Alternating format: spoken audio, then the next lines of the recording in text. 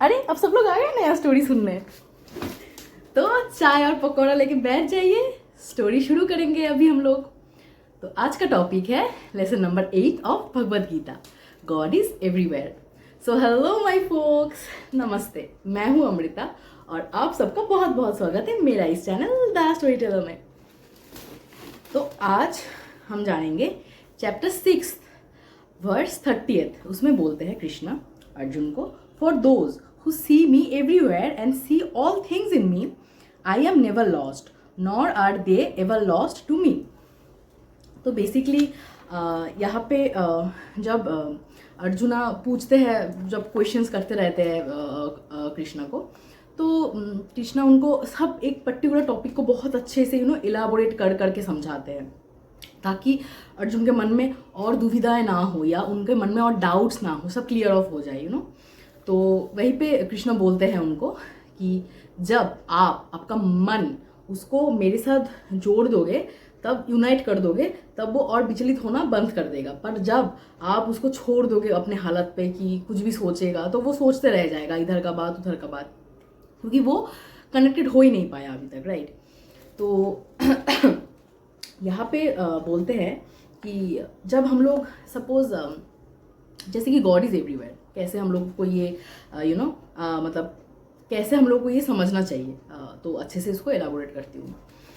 जैसे कि कोई पर्सन हम लोगों को हर्ट करता है, तो हम लोग बहुत बुरा मानते हैं, बहुत गंदा फील करते हैं कि अरे यार बहुत ही गंदा है ये, मतलब हेट्रेट पैदा हो जाता है हम लोगों के मन में, हम लोग को उस पर्टिकुलर पर्सन के बारे में।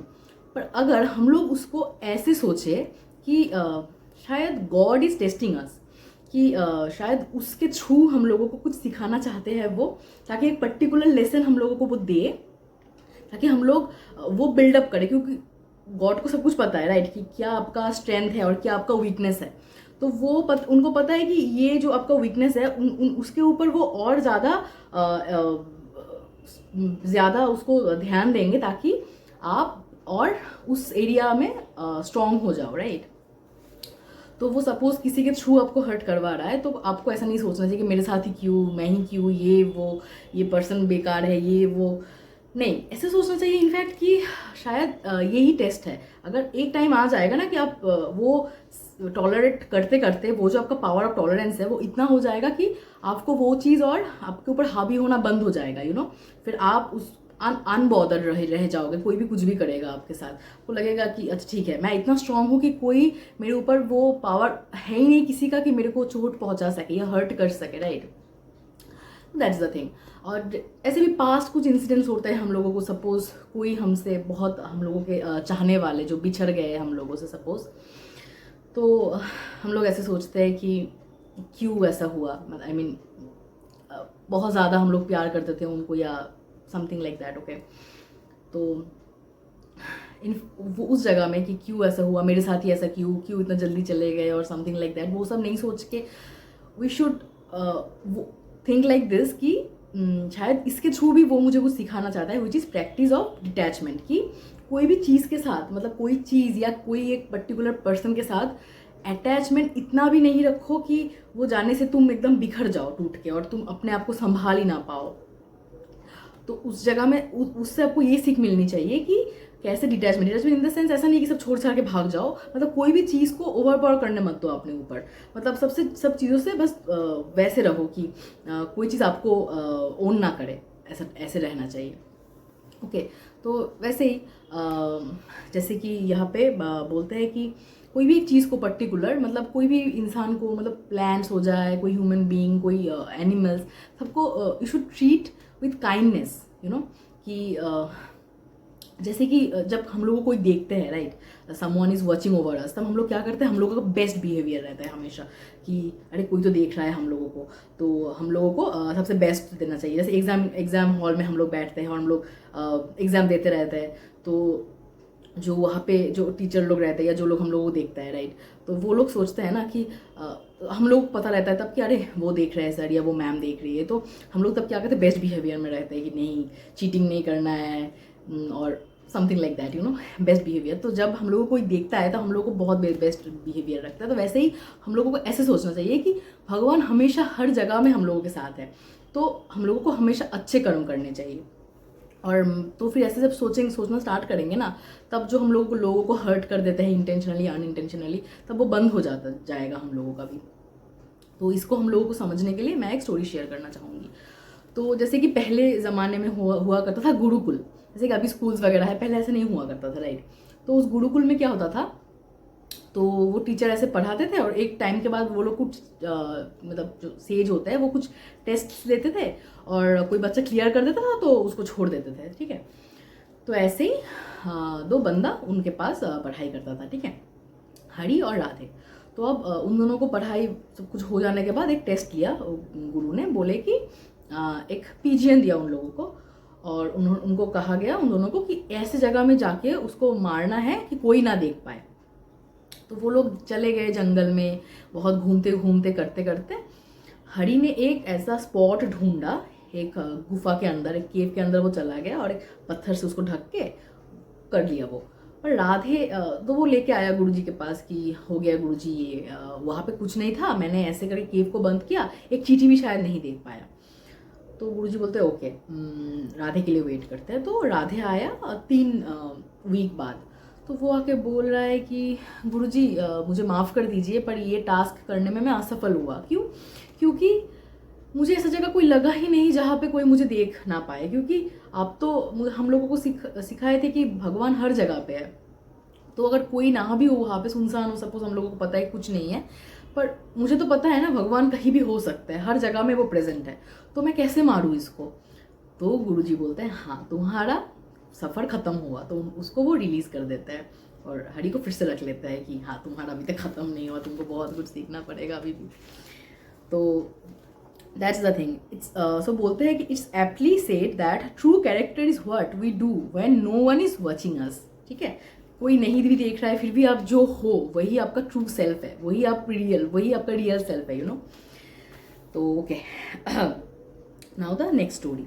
तो एक औरत रहती थी, एक औरत थी, वो बहुत भक्त थी, वो बहुत हमेशा भगवान को देखना चाहती थी, वो हमेशा बहुत पूजा अर्चना करना एंड ऑल, बहुत कुछ कर के वो इतना ध्यान करती थी और बहुत कुछ कि उनको भगवान देखना है कैसे भी करके। तो करते करते एक दिन उसके सपने में भगवान आए और उनको बोले कि ठीक है कल मैं आऊँगा तुम्हारे घर, ठीक है।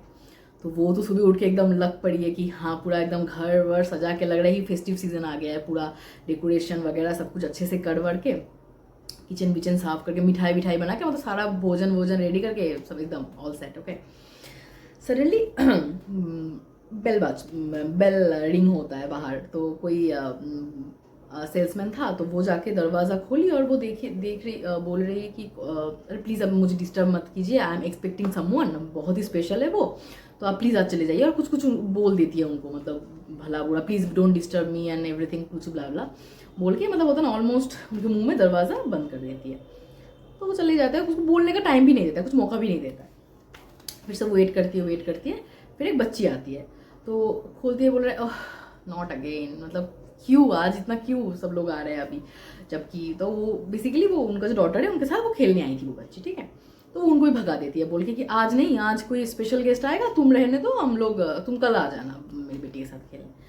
तो उसका भी कुछ नहीं सुनती है, उसको भी बंद कर देती है ऐसे। तो उसके बाद वेट करती है, कोई नहीं आता है। रात में वो रोते रोते सो जाती है, ऐसे बहुत कुछ बोल के कि भगवान आप ऐसे कैसे कर सकते हो, आपने आप मतलब बोला मुझे, तो बोलते बोलते सो जाती है। सपने में फिर से आते हैं भगवान और उनको बोलते हैं कि मैं तो आया था, 2 बार आया था इनफैक्ट, पर तुमने मुझे भगा दिया तुम। तो वो बोलते हैं कि नहीं, मैं तो एक्सपेक्ट कर रही थी, मैं तो पूरी टाइम में बैठी थी वहाँ पे, कोई नहीं आया। बोले कोई नहीं आया, वो जो 2 लोग आया था उन्हीं के रूप में। क्योंकि ऐसे नहीं सोचना चाहिए ना कि भगवान आएंगे मतलब एकदम कुछ हम लोग जो एक्सपेक्ट करते हैं एकदम ऐसा होगा उनका, ऐसे ऐसे पहन के चीज़ें आएंगी या एकदम ऐसे दिखेंगे, जो हम लोगों का माइंड में इमेज है, वैसा नहीं है। क्योंकि सबके अंदर ही मैं बसता हूँ। सो गॉड इज एवरीवेयर, ठीक है। तो नाउ सम की टेक अवेज कि हम लोग यहाँ से क्या सीखते हैं। ओके, तो we must note that our actions have consequences, hence we must check our moral compass while performing actions. We all are part of a community. We must hold ourselves accountable to our actions and be mindful to not cause harm. तो वही same बात है कि हम लोगों को ऐसे actions नहीं लेना चाहिए कि कोई भी या कोई इंसान या कुछ भी हम लोगों से हार्म हो जाए, मतलब किसी को हम लोग हानि पहुंचाए, ऐसे कर्म करना ही नहीं चाहिए ना। तो पहले से ही हम लोगों को ऐसे रहना चाहिए कि हम लोग अपना बेस्ट बिहेवियर में रह रहे हैं जब भी कोई नहीं भी देख रहा हो हम लोगों को। Second point is karma emphasizes personal responsibility, reminding us that our choices not only affect ourselves but also ripple out to impact the world around us. When we indulge in indecent activities, assuming that it won't cause any harm, we forget the lesson of karma, that is what goes around comes around. तो मैं अपने कुछ एक video में बोल भी चुकी हुई है कि ये पार्ट कि जो जाता है वही आपके पास आता है।